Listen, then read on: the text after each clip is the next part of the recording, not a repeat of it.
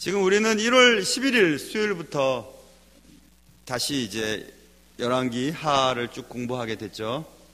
그래서 지금 지난 시간에 얘기했던 것처럼 히스기야 왕에 대한 얘기를 몇 주 동안 했고요. 그 다음에 히스기야 왕의 아들이었던 므낫세 왕에 대한 얘기를 했고, 또 므낫세 왕의 아들인 아몬이라고 하는 왕에 대한 얘기를 지난 시간 전까지 했고, 지난 시간에는 이제 아몬의 아들 요시야 왕에 대한 얘기를 시작했거든요. 제가 지난 시간에 무슨 얘기를 했냐면, 오늘도 등장하는 요시야 왕 전에 고조 할아버지인가요? 증조 할아버지죠. 증조, 그 다음에 할아버지, 그리고 아버지, 이 3대에 걸쳐서 계속해서 나라가 이상해졌어요. 신앙이 떨어지고 유다 백성들이 주님을 떠나고, 도대체 안 되겠다 싶은 하나님께서 드디어 그 유다 왕의 역사 속에 개입하기 시작하셨는데, 그 방법은 말씀을 발견하게 하는 일이었습니다. 아몬의 아들 요시아가 8살 때 왕이 돼서 뭘 할 줄 아는 게 있었겠습니까? 그때 하나님께서는 요시아 왕에게 성전을 수리할 마음을 주셨어요. 그래서 성전을 수리하다가 율법책을 발견하게 되었다, 그 얘기했죠. 율법책을 읽으면서 요시야 왕은 회개를 하고, 또 율법책에 기록된 하나님의 말씀에 기록된 것을 읽어보니까 이 나라가 이렇게 될 수밖에 없었다는 것을 깨닫게 됩니다. 그래서 이제 요시야 왕 때의 유다 나라의 부흥이 일어날 조짐이 보이게 되는데, 그 이제 구체적인 내용들이 오늘 본문에 기록되어 있어요. 지난 시간에 얘기했던 B2B, Back to the Bible, 말씀으로 돌아가서 이제 부흥이 이제 시작되게 되는 내용들이 오늘 본문에 나오는데, 구체적으로 요시야 왕 때 어떤 일들을 통해서 신앙이 회복되고 유다 나라의 하나님과의 관계가 회복될 수 있었는가에 대한 얘기들을 해보려고 해요. 그래서 오늘 말씀을 한번 보면서 우리도 하나님과 더욱더 다시 한번 관계가 회복되고, 또 하나님 기뻐하시는 그런 믿음의 귀한 사람이 되시는 귀한 계기가 되시기를 주님의 이름으로 축원합니다. 자, 요시야 왕이 했던 일들 가운데서 오늘 본문에 딱 들어가 보면 3절에 마음을 다하고 뜻을 다하여 여호와께 순종하고 그 말씀에 기록된 대로 지켜 행했다는 얘기가 본문에 기록되어 있거든요. 그래서 마음을 다하고 뜻을 다하고라고 하는 말씀이에요. 하나님과 관계가 회복되려면 마음을 다하고 뜻을 다해야 되는데, 이 마음과 뜻에 대한 얘기를 먼저 우리가 해야 되겠죠. 예수님도 그런 말씀하셨거든요. 마음을 다하고 목숨을 다하고 뜻을 다하고 너의 하나님을 사랑해라. 마태복음 22장에 그런 내용이 쓰여있고, 또 마가복음 12장에도 그런 말 있죠. 너는 마음을 다하고 목숨을 다하고 뜻을 다하고 그 다음에 힘을 다해서 내 하나님을 사랑해라, 이렇게 말씀하셨어요. 그래서 분명히 우리가 신앙생활 할 때 마음을 다하고 뜻을 다하고 하나님의 말씀에 순종하는 것이 그렇게 중요하다는 것을 알 수 있죠. 그래서 마음이라고 하는 것은 레브라고 하는 히브리 단어가 쓰였거든요. 레브라고 하는 히브리 단어가 신약에 넘어와서 예수님이 아까 말씀하신 마태복음과 마가복음에 얘기하신 말씀에 카르디아라고 하는 단어가 쓰였는데, 그것은 그냥 영어로 생각해보면 heart예요. 심장. 근데 심장은 우리의 모든 육체를 움직이는 원천으로 다 믿었거든요. 심장이 튼튼해야 모든 우리의 건강이 중요하게 생각했습니다. 그래서 신체적인 수명의 척도로 여겼던 것이 심장이었거든요. 카르디아, 랩이라고 하는. 그래서 이 심장, 그러니까 마음을 다하여, 이것은 심장을 다하여, 이것은 생명의 원천, 그리고 육체와 물리적인 중심, 영혼이나 사고의 원천으로서의 심장을 말해요. 그러니까 우리가 무슨 행동을 할 때 내 원천이 있잖아요. 이 원천을 다 해서 그게 이제 마음이라고 하는 뜻으로 이해할 수 있고, 또 마음을 다하며 뜻 있잖아요. 뜻 네페스라고 하는 히브리 말로는 네페스, 여기 지금 3절에 쓰여 있는 뜻은 네페스라고 하는 단어가 쓰였고요. 또 신약에 넘어와서 아까 말씀드린 예수님이 말씀하실 때 뜻을 다하여 푸시케라는 단어를 사용했거든요. 그래서 이것을 영어로 번역한 영어 성경에 보면 그냥 soul로 번역했어요. 정신으로 번역했어요. 예수님께서 마음을 다하여 뜻을 다하여라고 했을 때 뜻 푸시케라고 제가 말씀드렸잖아요. 푸시케가 영어로 써보면 PSY로 쓰이거든요. 뭐 CHE 이렇게 발음으로 차용하면 말입니다. 그래서 PSY가 영어로 하면 사이코에서 PSY 있잖아요. 사이에서 사이, 그렇죠? 사이코 하면 정신병자, 사이코패스. 그래서 정신을 말해요. 푸시케라고 하는 단어가 정신. 그러니까 쉽게 얘기해서 여기 오늘 본문에 요시야 왕이 마음을 다하고 뜻을 다하여, 이 말은 쉽게 얘기하면 생명을 다해서 여호와를 사랑했다는 거예요. 생명을 다하기까지. 생명을 다해서 하나님을 사랑하고 하나님의 말씀을 지키기 위해서 생명을 다했다, 이 말이거든요.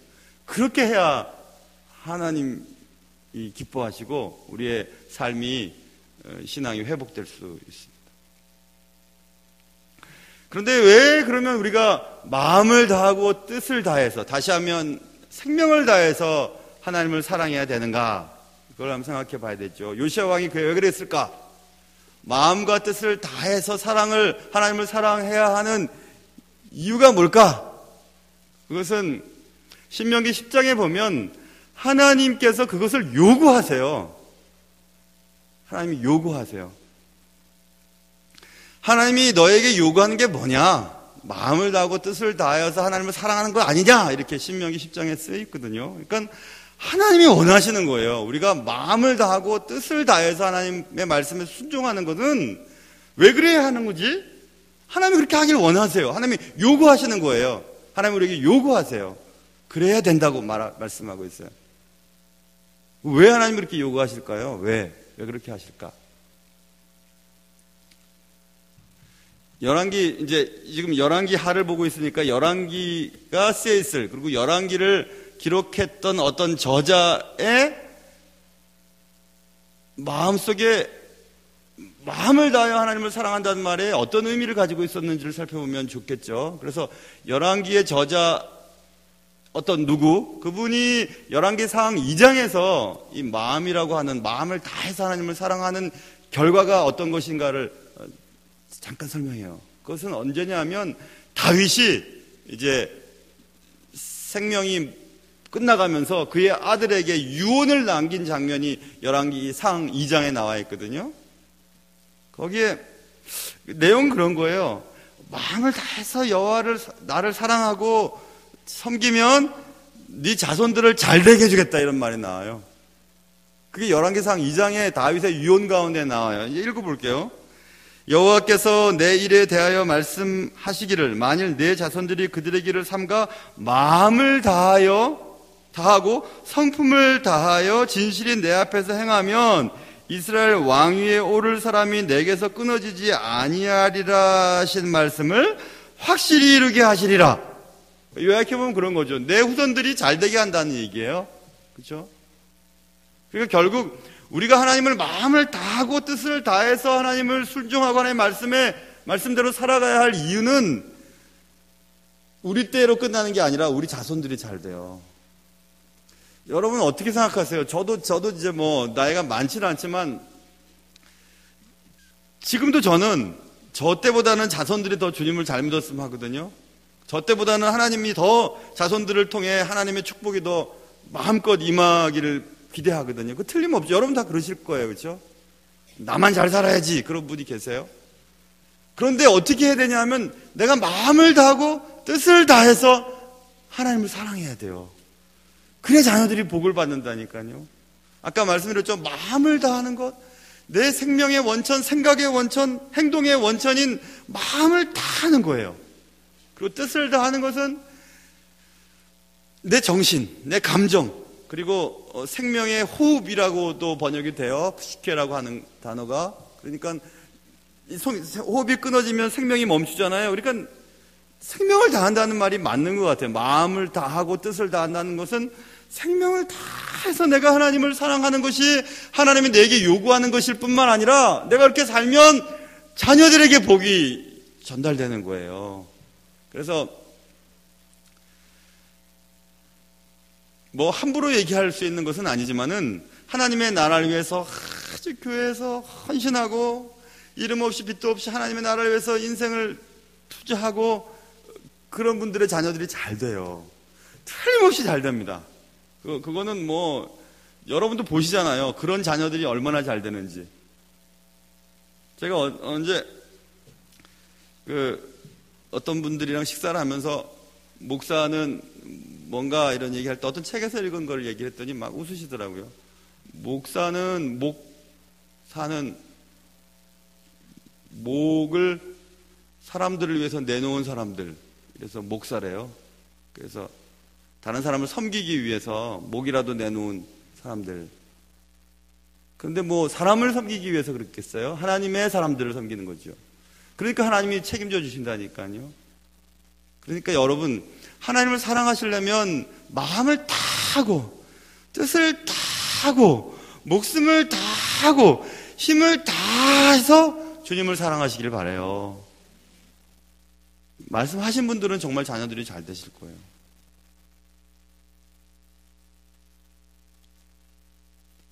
이왕 섬길 거면 그렇죠? 주님을 잘 섬겨야 되죠.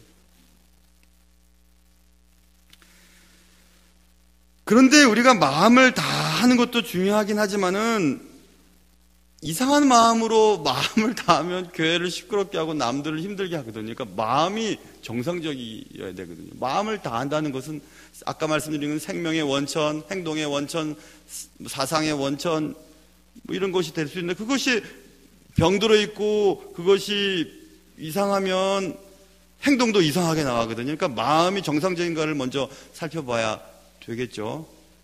제가 지금 이 마음이라고 하는 단어를 이 시대에 열왕기 상이나 하에 국한해서 지금 설명하려고 해요. 안 그러면 너무 시간이 많이 걸리니까.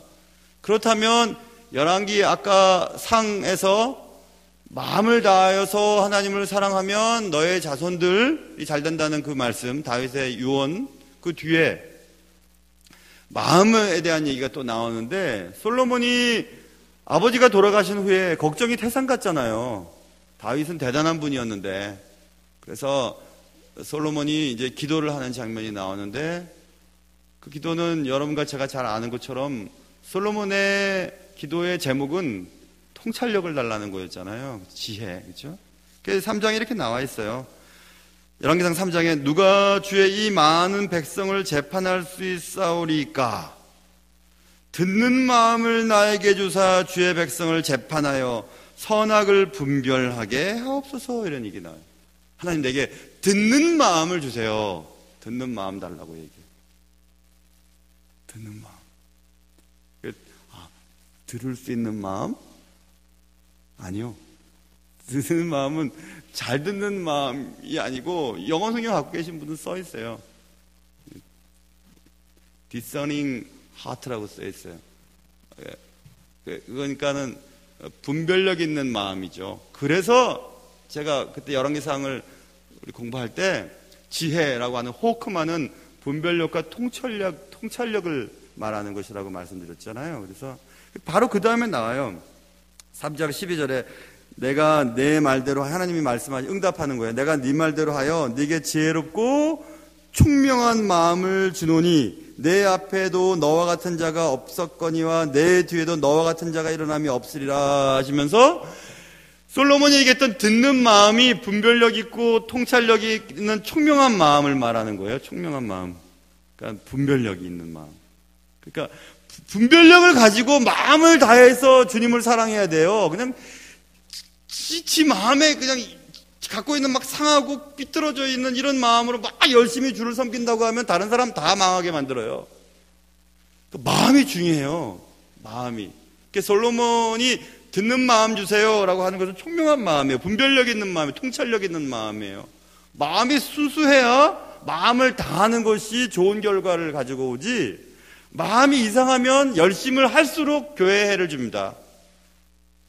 내가 교회에 막 열심을 다했는데 그 열심이 막 그냥 막 사람들 부딪히고 사람들 막 힘들게 하고 목사님과도 막 부딪히고 장로님과도 막 부딪히고 막 이런 일들이 생기는 거예요. 그거 안 돼요. 통찰력이 있어야 돼요. 분별력이 있어야 돼요. 그래서 주님 앞에 좋은 마음에서 마음을 다해야 좋은 결과를 오는 거죠. 그래서 솔로몬이 듣는 마음 주세요. 총명한 마음 주세요. 분별력 있는 마음 주세요. 판단력을 좋게 해주세요. 이런 기도를 하고, 또 열왕기상 바로 그 다음 장에 하나님이 솔로몬에게 지혜와 총명을 심히 많이 주시고, 그러니까 솔로몬이 요구한 대로 준 거예요. 그렇죠? 그런 총명한 마음을 주시고 또 거기다가 뭐 하나 더 주세요. 넓은 마음을 주시되 바닷가에 모래같이 하신 일이 써 있어요. 또 넓은 마음에 대한 지금 얘기하고 있죠. 넓은 마음까지 주셨다고 했어요. 넓은 마음은 뭘 말하는 것 같아요, 여러분? 넓은 마음. 넓은 마음은 이해력의 너비를 말해요. 그러니까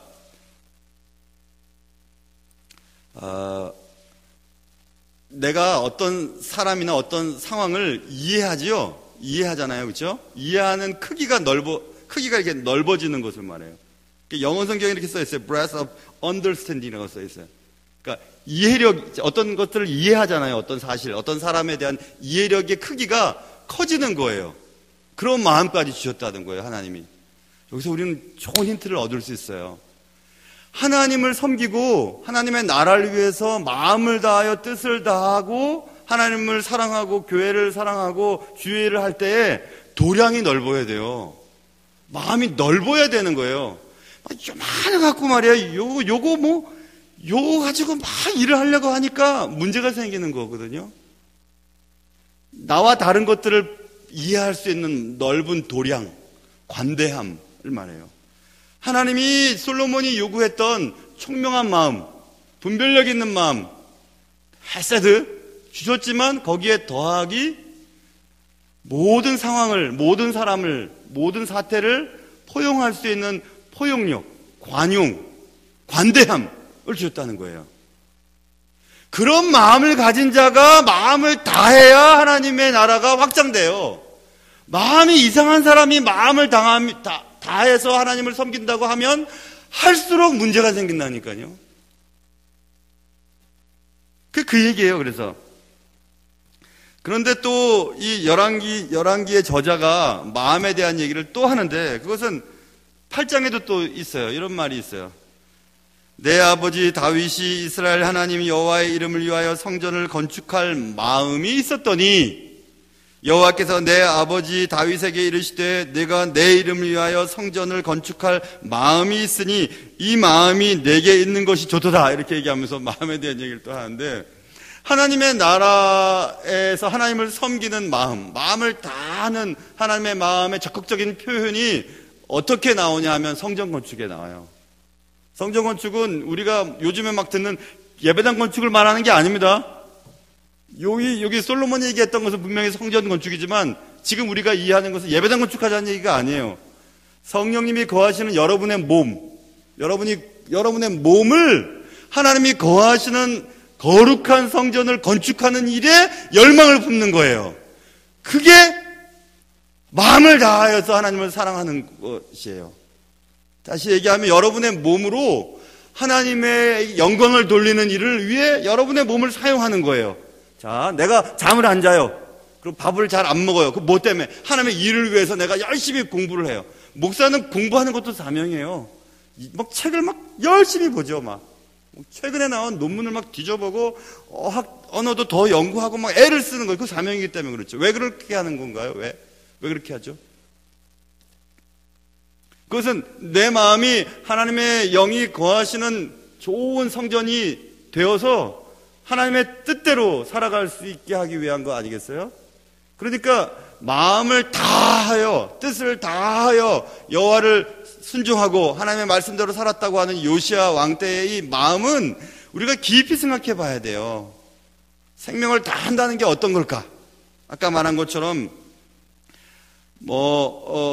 듣는 마음, 그러니까 그렇죠? 아까 듣는 마음, 총명한 마음, 판별력, 분별력, 그리고 넓은 마음, 다른 사람의 말이나 다름을 포용할 수 있는 넓은 도량, 관용, 관대한 마음, 이런 마음으로 하나님의 뜻에 순종할 때 하나님의 나라가 이루어지고 그리고 여러분의 자녀들이 잘 되는 거예요. 예수님을 잘 믿고 신앙이 좋으면 사람이 좀 폭이 넓어지는 게 틀림없어요. 좀 폭이 넓어져요. 좀 관대해져요. 누구한테, 자기 자신에게 관대해지는 게 아니라 남에 대해서. 자기 자신은 철저해져요. 자기 자신, 자신의 성전, 자신의 몸을 성령님이 거하신 성전을 건축하기 위해 최선을 다해서 건축해 나가죠. 자신의 몸은. 말 한마디라도 실수하지 않으려고, 막 남들과의 약속도 정확하게 지키려고, 막 비도덕적인 행동은 하지 않으려고 하는 이런 일들 말입니다. 자기한테 철저하고 남에 대해서는 관대할 수 있는 관용의 마음들이 생기는 거죠. 그런 마음이 있을 때 하나님의 나라가 확장되는 거거든요. 그러려면 우리는 어떤 마음을 소유해야 되는가, 넓은 마음, 듣는 마음 얘기들은 했지만 반대로 그럼 어떤 마음을 빨리 고쳐야 되겠죠. 그것은 반대로 생각하면 돼요. 상한 마음, 그렇죠? 꼬부라져 있는 마음, 왜곡되어 있는 마음, 이런 것들은 빨리 제대로 고쳐야 돼요. 그러지 않으면 상한 마음이나 꼬부라져 있는 마음, 왜곡된 이런 마음을 가지고 주의를 하면 할수록 주의 몸된 교회에 해를 주기 때문에 그래요. 제일 무서운 사람들이 누군지 아세요? 하나님의 뜻과는 상관없이 열심을 내는 자가 제일 무서워요. 하나님의 뜻과는 상관없이 제일 열심을 내는 사람, 그런 사람들이 교회에 많을수록 교회는 시끄러워집니다. 하나님의 뜻이 뭔데요? 하나님의 많은 뜻이 하나에 합쳐지는 게 뭐예요? 사랑이에요. 그러니까 사랑이 기준이 되지 않는 모든 일들은 다 나쁜 거예요. 그러니까 우리가 하는 모든 것들이 사랑 안에서 하나가 되는 것에 맞춰진다면 문제가 될 게 하나도 없거든요. 다른 사람한테 관대하고 나에겐 철저하고 그런 마음, 듣는 마음, 총명한 마음, 분별력 있는 마음, 넓은 마음, 관용, 관대, 이해력이 더 넓어지는 그런 마음을 가지고 자꾸 하나님을 섬기려고 애를 쓰고 생명을 다하기까지 애를 쓰는데 안 될 일이 있겠습니까? 그러니까 우리가 신앙생활을 제대로 하지 못해서 그런 거예요. 분란이 일어나고 가정에서도 분란이 일어나고 교회에서도 분란이 일어나고 문제가 생기고 하는 것은 다른 사람 문제가 아니라 내 문제죠. 그렇죠? 내 문제. 항상 내 문제예요. 날 돌아봐야 돼요. 날 돌아봐야 돼요. 그래서 잠언에 보면 솔로몬이 그런 얘기 하잖아요. 모든 지킬 만한 것 중에 더욱 내 마음을 지켜라. 생명의 근원이 이에서 남이라. 얼마나 마음에 대한 것이 그에게 중요했으면 모든 것보다 마음 지키는 게 제일 급하다고 말하잖아요. 그렇죠? 그러니까 마음이 삐뚤어지면 안 돼요. 마음이 이상하면 안 돼요. 마음이 그냥 정직하게 주님 앞에서 바라야 되는 거죠. 그래서 우리가 찬송에도 286장 찬송에 그런 찬송 있잖아요. 주 예수님 내 마음에 오사 날 붙들어 주시고 내 마음에 새 힘을 주사 늘 기쁘게 하소서. 사랑의 주 내 마음속에 찾아오사 내 모든 죄 사하시고 내 상한 마음 고치소서. 굉장히 중요한 가사죠. 그렇죠? 그러니까 여러분 마음이 바로 돼야 돼요. 그래서 그 마음 가지고 최선을 다해야죠. 그래서 아무튼 그래서 우리가 마음을 다하고 뜻을 다하고 하나님을 사랑하면 어떤 결과가 생길까요? 아까 말한 것처럼 자녀들이 잘 되는 것은 물론이고 열왕기 사항도 8장에도 이런 말씀 쓰여 있어요. 온 마음으로 주의 앞에서 행하는 종들에게 언약을 지키시고 그 다음에 은혜를 베푸시라니 써 있어요. 은혜 받는 길도 온 마음을 다해서 주님을 섬길 때 은혜도 받는 거죠. 은혜 없이 사는 사람들은 하나님 앞에 마음이 전심으로 향해 있지 않기 때문에 그래요. 생명을 다하기까지 하나님을 사랑하고 있지 않기 때문에 그래요. 여러분 여러분의 생명의 원천, 행동의 원천, 사고의 원천인 heart, 심장, 이거 없으면, 이거 멈추면 죽잖아요. 그렇죠? 아무리 우리가 막 근육 단련을 하고 잘 먹어도 심장이 멈추면 죽잖아요. 이거 없으면 안 되죠? 이것을 다 하지 않고 반쯤 하나님께로 움직이는 것 안 돼요. 그죠? 그리고 이 마음이 뒤틀리는 것도 안 돼요. 변심이죠. 그렇죠? 변심. 아까는 좀 전에는 반심, 변심. 그리고 더 무서운 것은요, 무심한 것 진짜 문제예요. 무심해요. 하나님의 교회가 어쩐지 주님을 섬기는 사람들이 어떻게 되는지, 선교 사람들이 선교비가 있는지 없는지, 내가 섬기는 교회 교역자들은 어떻게 사는지 관심도 없는 사람들이 있어요. 교회에서 뭐 하자 하면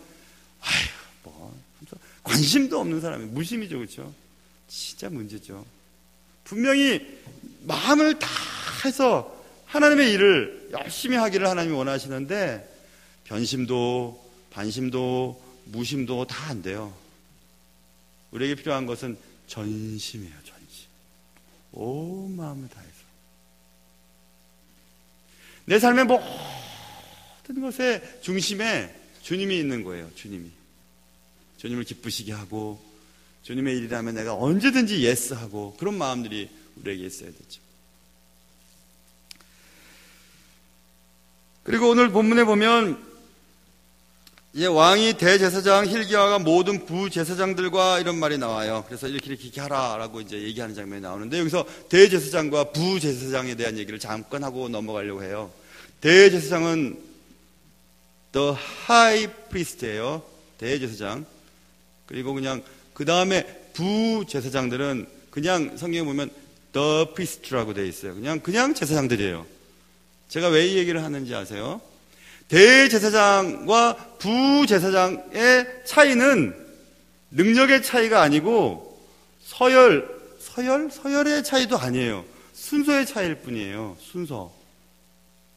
자, 다시 얘기하면 부제사장으로 쓰여 있는, 보통 제사장으로 쓰여 있는 여기 단어에서 제사장으로 쓰여 있는 단어는 코헨이거든요. 코헨이 제사장인데 그냥 그 앞에 대제사장은 그냥 그 앞에 수식어 하나 붙어 있고 코헨이에요.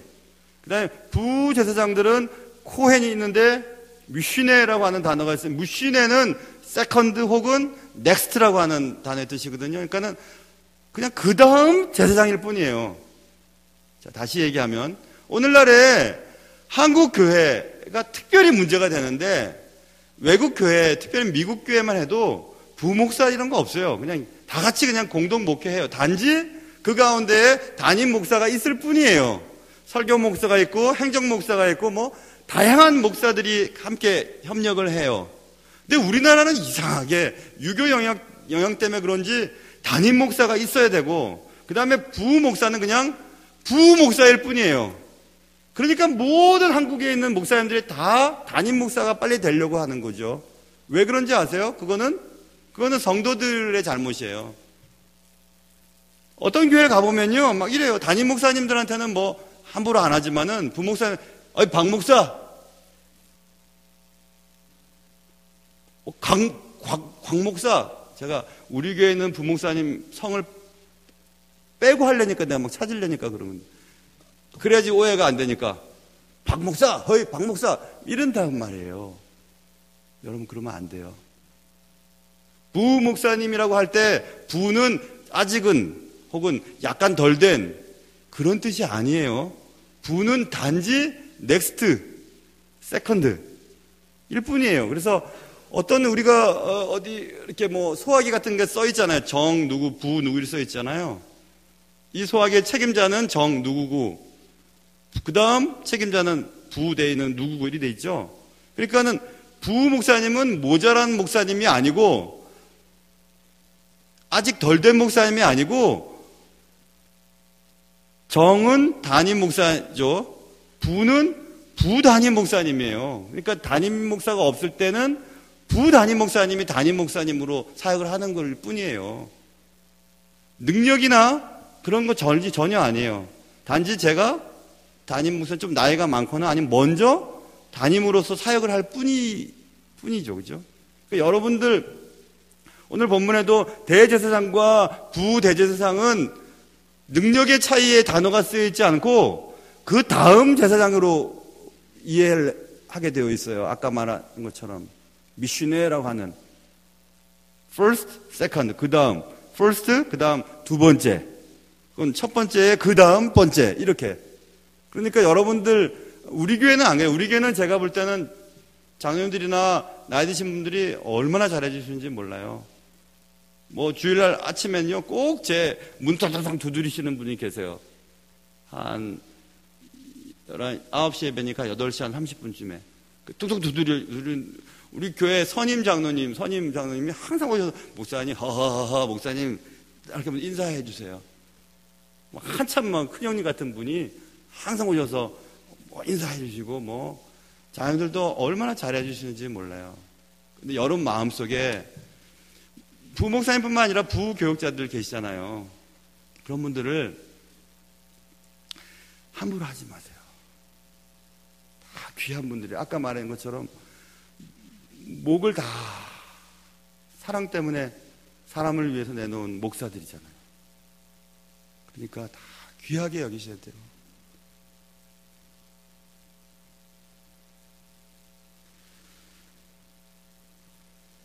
요거를 좀 더 설명을 할 수 있을 것 같으나 더 설명을 하면 또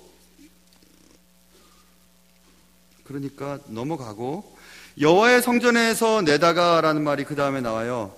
여호와의 성전에서 내다가, 이 말은 여호와의 성전에 있었던 여러 가지 것들을 다 이제 바깥으로 내면서 성전 청결 작업을 이제 요시야 왕 때 하게 되는데 이런 겁니다. 예를 들면은 6절과 14절에 보면 아세라 상에 대한 것들이 나와요. 아세라 상은 가나안 신, 물론 그 전에 메소포타미아의 신의 근원을 갖고 있는 여신이죠. 이 아세라 신은 모든 신들의 어머니예요. 그러니까 바알 신, 최고의 신 바알 신의 부인신이에요. 그러니까 바알은 비와 폭풍의 신이라면 아세라는 번성, 풍요, 다산 이런 신이거든요. 그러니까 애들을 잘 낳잖아요. 신들을 빵빵빵 낳잖아요. 그 아세라 신. 아세라 신이 가나안 사람들뿐만 아니라 이 이스라엘 사람들에게 굉장히 나쁜 영향을 끼치는데, 그것은 신들이 하늘에서 성적인 관계를 맺을 때 그 여신이 그 성적인 흥분 상태에서의 땀이 이 땅에 떨어지는 것이 비로 생각했어요. 그렇기 때문에 바알과 아세라 신을 즐겁게 하기 위해 좀 높은 고지대에 산당을 지어놓고 그 산당에서 봉사하는 성창이라고 하죠. 성스러운 창녀들이 항상 거기에 상주해 있고, 그리고 종교적인 행위를 성적인 행위로 연관시켜 버렸어요. 그래서 산당 내에서 수풀이 우거진 산당 내에서 신을 즐겁게 하기 위해 거기 소속되어 있는 성창들과 성적인 교제를 함으로 종교적인 황홀경, 엑스타시에 이른다고 생각했어요. 그러니 하나님의 거룩한 사람들에게 얼마나 나쁜 영향을 주었겠어요. 그렇죠? 그것들을 다 끄집어내는 겁니다. 그런 것들을 다 없애버리고 그런 것들이에요.